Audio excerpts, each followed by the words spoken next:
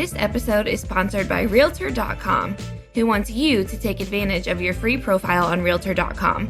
By claiming and completing your free profile, adding a photo, and all of the information that puts you head and shoulders above the competition, you're on your way to receiving free leads, helping search engines find you, and staying top of mind with past clients.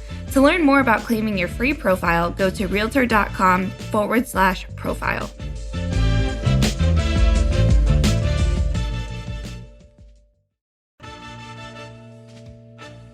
Welcome to the Real View podcast, where Ohio Realtors connect you to innovators and influencers, keeping you with the real view of real estate. Whether you're a broker, agent, first-time homebuyer, industry leader, or just happen to stumble upon our podcast today, you can expect to hear tips, tools, tricks, interesting information, and so much more from the experts in Ohio's real estate game.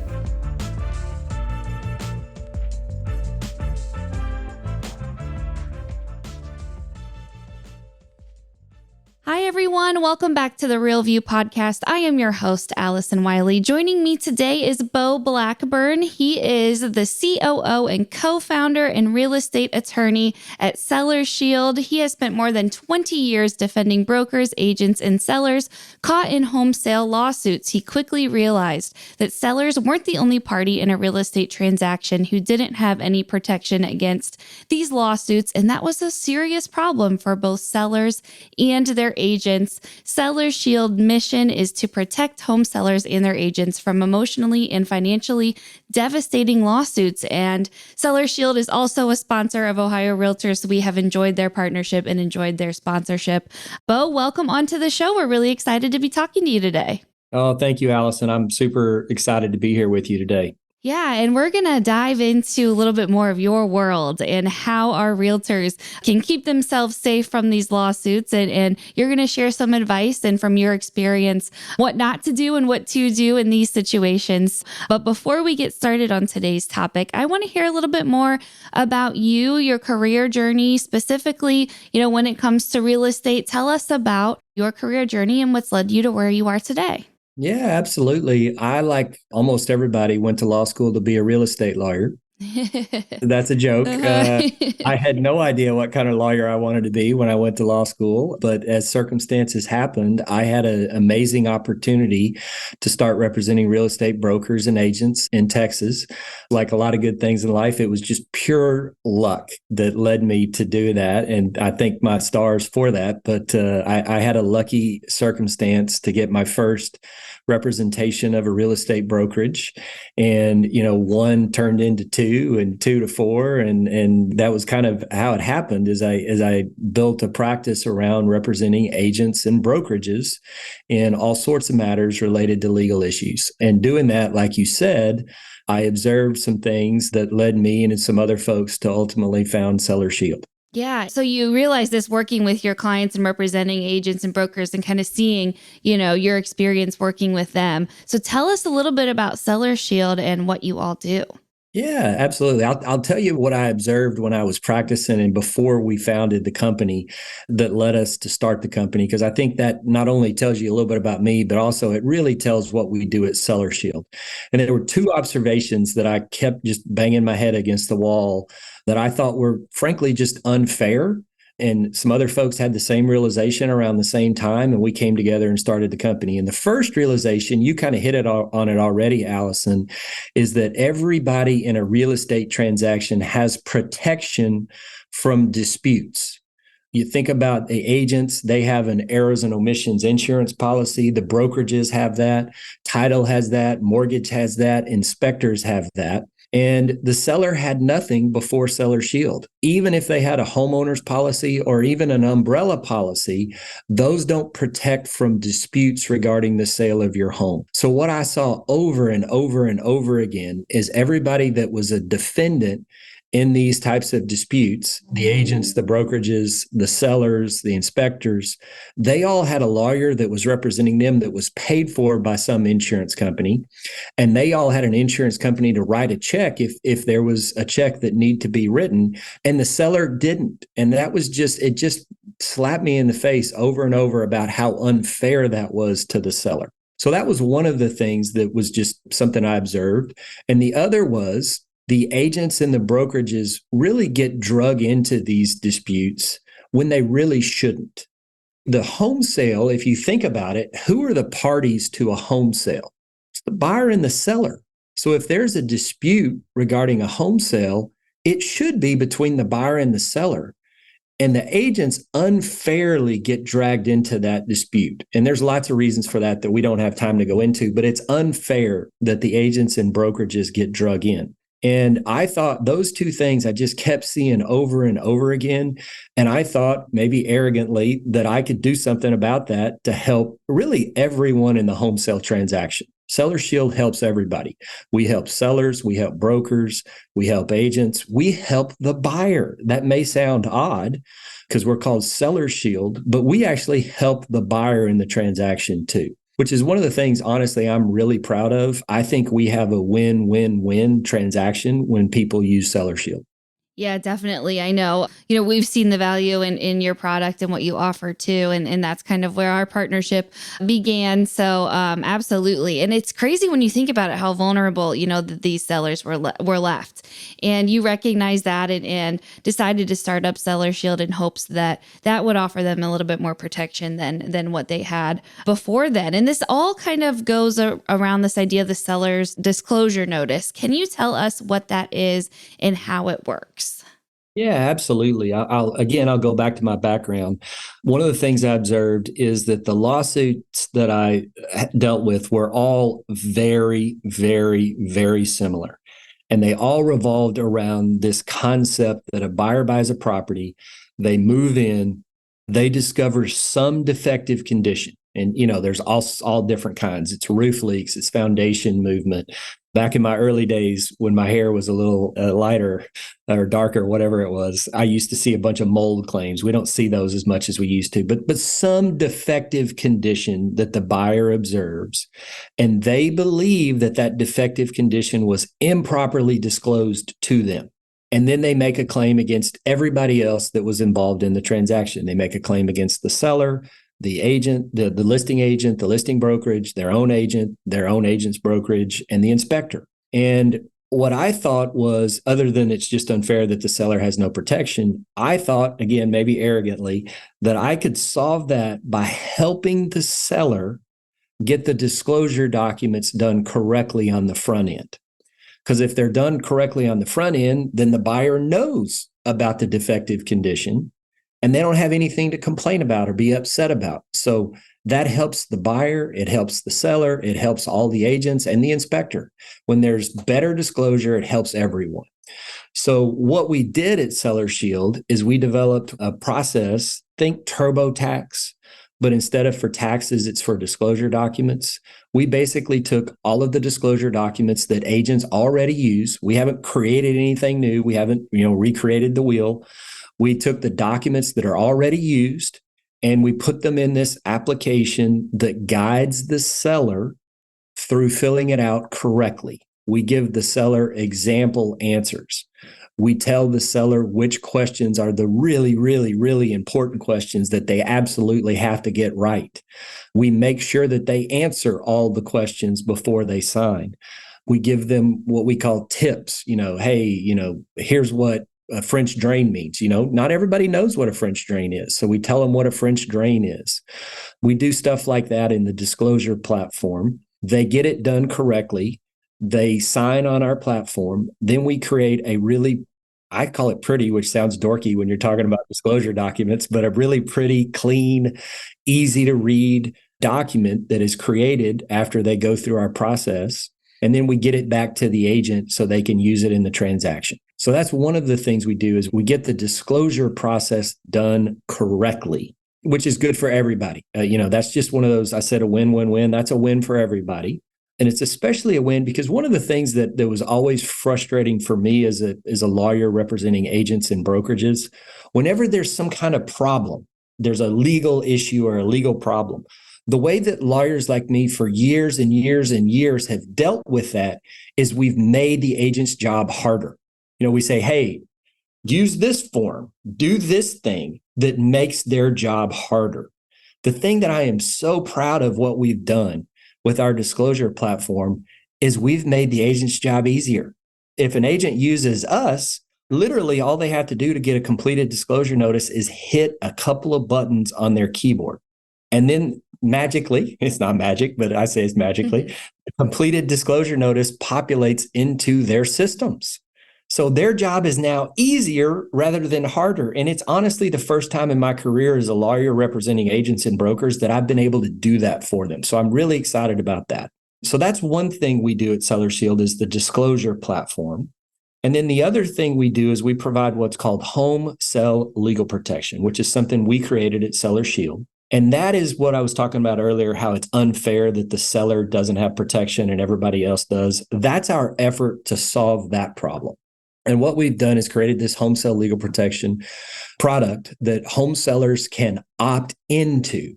I wish, the businessman in me wishes we could make them opt out, but we don't do that. We let them opt in to the home sell legal protection product if they want to. And that gives them protection from claims. If there is a claim and they've purchased home sell legal protection, then we retain someone like me, someone who really does residential real estate litigation for a living, somebody that's their job, not somebody that they know at church who's a contract lawyer, or not their nephew who is a environmental lawyer. And that's what I saw over and over is the seller, number one, had to pay for their lawyer, which sucks. And number two, they had the worst lawyer at the table, right? The real estate agents and the brokerages, they know people like me. Title knows people like me. Mortgage knows people like me. Inspectors, sellers don't know people like me. And that's one of the real values we bring that's hard to communicate is that we are going to get the seller a great lawyer and we're going to pay that lawyer on behalf of the seller. So at a really high level, that's what we do at Seller Shield. We have a disclosure platform that makes disclosure easier, better, and protects everyone. And then we allow the seller to opt in to a home sell legal protection product if they choose. Yeah. And I think it's really smart. And you answered my question. It was going to be, where do realtors fit in, to this? What is our role? But I think, you kind of explained that. And home sale mediations and lawsuits are on the rise, right? I mean, I think this is something that, everyone should be aware with is this is happening, on a pretty regular basis. It's rising. We're continuing to see, things like this going on. And it's important to have that protection, when we think about selling our home. What types of mediations and lawsuits are you seeing? Is it mostly over things like the disclosure, things that can be solved by this disclosure form, or what types of things are you seeing arise when it comes to some of these litigations? Yeah, great question, Allison. First of all, I'll elaborate a little bit about them being on the rise. That is so true. I'm glad you observed that too. We've actually got some stats, and they're pretty alarming. If this was a video cast, I'd put the stats up, but the California REALTORS recently put out something. We recently saw something from Florida that they put out, and the numbers are pretty shocking to me. I mean, I knew they were on the rise, anecdotally, but, I don't have the same reach that they do. It's in some places that's up 40%. Wow. Yeah, it really is on the rise. Now, I'll tell you, you may not know this, but I'm going to give it to you anyway. Yeah, please. I'll give you some of the reasons why that I've observed over my 2+ decades in doing this. There's a few things that I always notice that cause an increase in disputes. And one of the ones we're experiencing right now is a significant change in market. And I'm not saying that it's only when prices go down. That's not what I'm saying. But when there's a real change in the market, we see an increase in claims. That could be when prices shoot up. That can be when prices shoot down. That can be when inventory is greatly constrained. There's all sorts of things that could be, but the key part is there's a significant change in the market. And I think that we can all agree there's been a pretty significant change in the market over the last couple of years. Yeah. At least it certainly has been where I'm aware of it. So that is, I think, one of the reasons that we're seeing a big jump in claims. One of the other things that, and this may surprise you, I almost became a weather expert. Big weather events also causes claims. I can tell you the wettest years in the history of Austin because I made so much money when there was a big wet event. I mean, I'm almost like a roofer. Roofers make a bunch of money when it hails and storms. I'm a little bit like a roofer. So I'm a big weather fan now. I pay attention to the weather. That's another thing that causes big jumps in claims. Well, that makes sense if you think about it, because people might be realizing things about their home during these major weather events, right? Is that kind of where that comes from? 100% where it comes from. Yeah. When it sprinkles, roof leaks may or may not be a problem. When you have 100-year flood, roof leaks are definitely a problem. Yeah. I mean, they just are. I mean, some dormant stuff can appear when you have a significant weather event. So yes, like I said, I watch the weather religiously. Yeah. And it's been crazy. I mean, the weather has been, I think we see it in the news, on a day-to-day basis, crazy weather things that are happening. I know here in Ohio, we're hitting, seriously hot temperatures. And I mean, it's just, yeah, that's very interesting. So those are kind of the two reasons why they spike. Yeah. These claims and cases can come up. And you may think, well, it's just hot. That's not a significant event. Well, it's an enormously significant event, because when it gets hot, it dries the soil. And what happens when the soil is dry? Homes move. So extreme heat is a significant issue for homes. And that's exactly some of the stuff that we're seeing now. So that makes sense as to, the current market we're in. We have seen things changing there. And as far as the weather, we have seen both of those. So that makes sense. You're saying those are kind of the two big causes of why these lawsuits are on the rise. And that's kind of what we're seeing right now.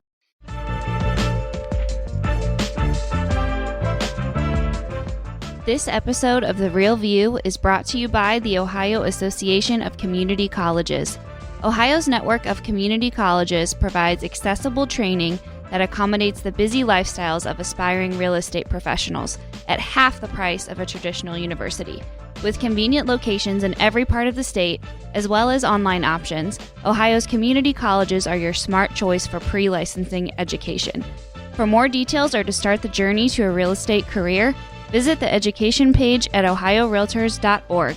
and then click on the pre-license course locations. So I want to go back to kind of the type of cases that you're seeing. Is it usually around these disclosure issues and things like that? What are the major cases that you're seeing from your side of things? Allison, 90 out of 100 cases that I see are disclosure related. And then the other 10-ish are just kind of one-off stuff that I can't even tell you, that it's not even relevant. The cases that we see over and over and over, and I'm talking about me as a lawyer, my law firm as a lawyer, my dad, I'm as connected to the real estate world as it gets. My dad is a real estate broker. My wife owns and operates title companies. My best friend owns a brokerage. My next door neighbor owns a different brokerage. I'm connected to... You're living and breathing it. Yeah, yes, exactly. So yes, it's disclosure, or defect. That may be a better way to say it. It's defects with the home that causes these disputes, or perceived defects. Sometimes the claims are not legit. We see that a lot, where a buyer is making a claim about a defective condition and it's not a legitimate claim. The seller either didn't know about it, the agents didn't know about it, or it didn't happen. Sometimes these things happen after the sale and buyers get mad and they think, or they want to take advantage, that happens too, that everybody knew about it and didn't disclose it. And that's just not factually accurate. In fact, it's been my experience over, a long time that agents don't know about these things. They always get accused of lying about this stuff. And that happens, right? I mean, nobody's perfect. No career's perfect. No profession's perfect. But for the most part, I'd say the vast majority of it, the allegation against the agent of lying is completely meritless. Yeah. And I think that's really what this comes down to, is making sure, you're protected on your end so that you never even get to this situation. We want to resolve this before it even ever gets to a courtroom, because who wants to spend time, going there and meeting with attorneys and jurors and judges? It's really smart to get ahead of this, before something comes out of it. What are some of the most common risk factors when it comes to brokers and agents and lawsuits? And we kind of mentioned, some of the cases and instances that cause some of these issues, but what are the ways that our realtors put themselves out there in a way that can make them vulnerable and lead them to having something happen when it comes to this? Great question. And this is the core of what I've been teaching. I mean, I can teach this class now in my sleep. Literally, I think I could teach this class in my sleep now because it's the same thing.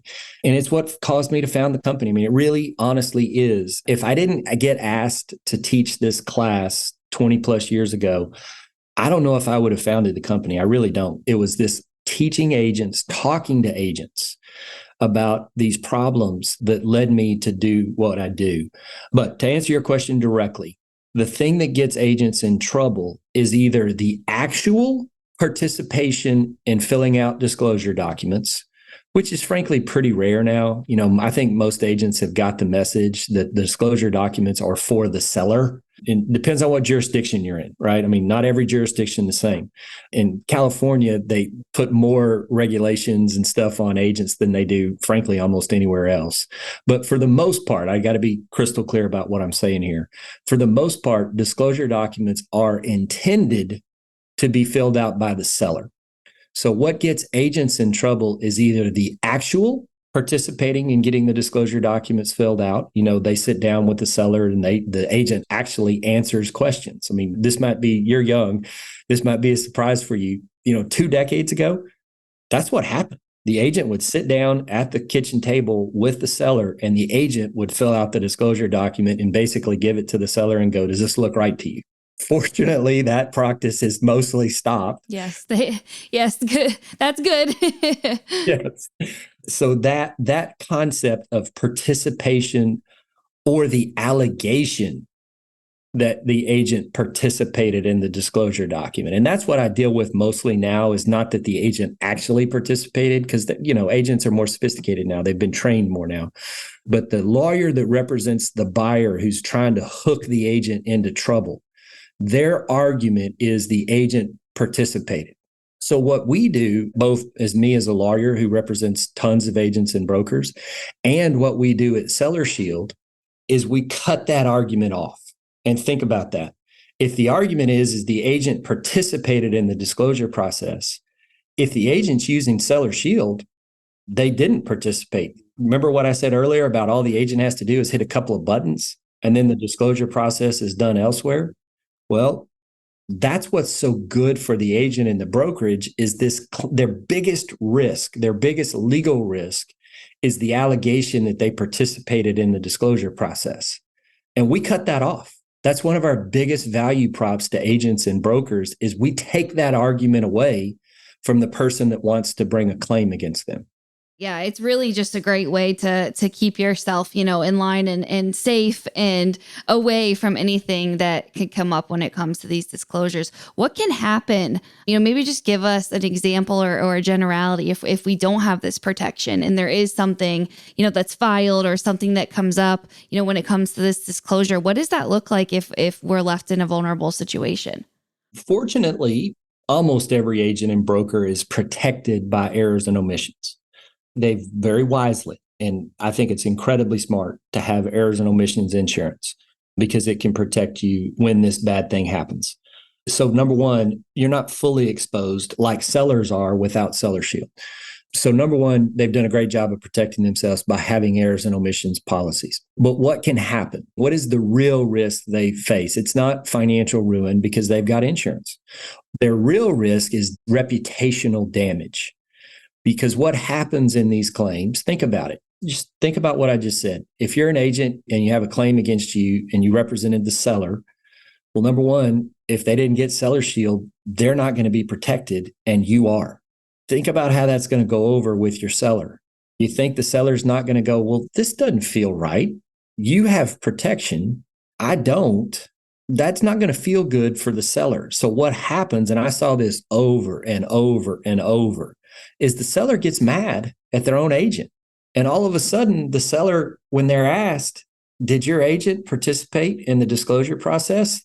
The seller may not remember it exactly the way that the agent does.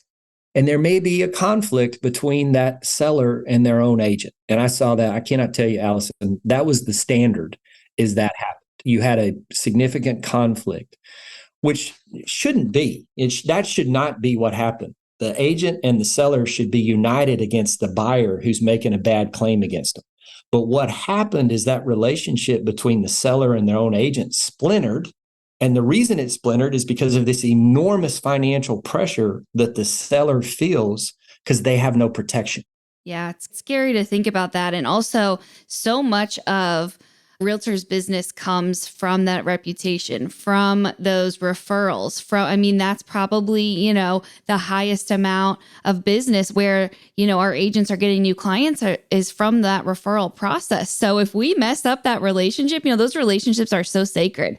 And if that gets broken or there's tension there, or you start having, your seller being upset at you because of a situation like this, that is very, worrisome when you think about the future of your business and how you want those relationships to grow and develop. So I think, especially in our world and in our industry that we're in, those relationships are so important and so critical. So we want to protect those, we want to protect ourselves, and we want to protect those relationships, with our clients, because those referrals are just crucial to our business and how we grow moving forward.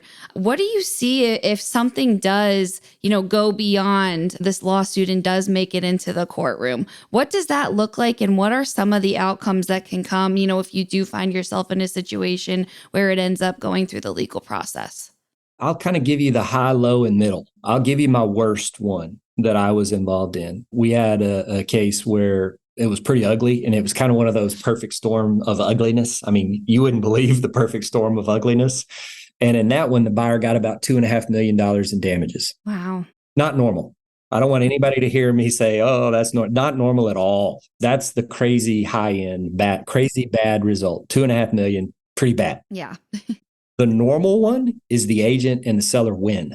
And when I say win, I'm going to do air quotes because none of them feel like winners. Yeah, that's true. They feel happy that they were vindicated. But boy, they don't feel like winners. Yeah, it's like I just watched the Johnny Depp and Amber Heard thing, and I was like, how can either of these people be happy with what they just went through? Like, this situation was bad for everyone involved. So kind of like the same thing. Yeah, that's the normal, is they win. Because as I said, for the most part, agents aren't liars. They're not out to deceive people. They do this because they want to help people fulfill their dream of home ownership. They're not out there to lie. Now, of course, there are some, but for the most part, the agent wins. And that was the rewarding part for me, is I was representing agents. And for the most part, when they make it to the courtroom, we win. Okay, so that's the normal. And that's kind of the low too. I don't know if I answered your question, but that's my best answer. Yeah. No, you did. I just wanted to get kind of a clear picture on, like, if you do get to that process, what can the potential outcomes look like? So I think, that paints a clear picture of that for sure. Do you have like a most memorable case that you've been a part of? I know you mentioned the $2 million one, but is there anything that really comes top of mind when you think of some of the most memorable things that you've been through when it comes to this? That one is always, and I teach like 3 different classes on that one case because it created so many crazy, just weirdness. Yeah. Which we don't have time to do unless you want to give me another 3 hours. But I'll tell you one that I think is so crazy that it's just almost comical. An agent who I know personally and had a claim. And the reason I say I know her personally, because I know her. She's this prim and proper churchgoer, legitimately just good person. She was accused, I can't even say it without laughing. She was accused of being involved in the sale of a meth house. Oh, wow. Wow. Which is it's just crazy. I mean, it's just crazy. I mean, she would never, ever, ever, ever, ever do that. Yeah. And every time I talked to her, because we were friends, I just couldn't stop laughing because it was so absurd that she was accused of that. And I still laugh. I mean, you can tell right now I'm laughing about it because it was a meth house. Wow. But she had no idea. It was this beautiful, beautiful house on a lake, multi-million-dollar property, but people made meth in that. Wow. That's crazy. That just goes to show the unpredictability of our job as realtors. You just never know, but it's so important to make sure you're protected and make sure your clients, are protected too. So you don't ever, get in any of these sticky situations that we just mentioned. Yeah, and I'll give you one more quick one, which is also comical. I like to go comical rather than, I had a case early in my career where two agents were hosting an open house, and they got too familiar with themselves during the open house when nobody was there. And the homeowner's mother came in and found them getting too familiar with themselves. Oh, wow. And the homeowner was not happy about that. So that was another case that I had that I Yikes. thought was humorous. So tip of the day, don't do that in an open house or in any house that you have access to. Yep, that's a good bit of advice. Along with everything else that you shared, be protected, protect yourself, protect your clients. We never know what might come up, in these transactions. They're so complicated, buying and selling a home, and the biggest purchase our buyers are making, probably in their lives. So much goes into that. And so it's important to be protected. And you laid it out so simple for us, Bo. And I want to thank you for your time and for sharing all of your knowledge with us today. Allison, thank you for having me. I enjoyed it.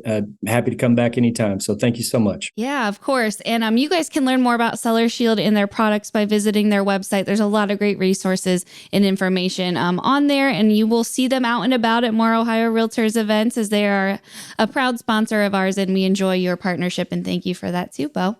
Thank you so much. Appreciate the opportunity. And to all of our listeners, thank you guys so much for tuning in. We'll be back with you next week. Thank you for listening to The Real View. That wraps up today's episode.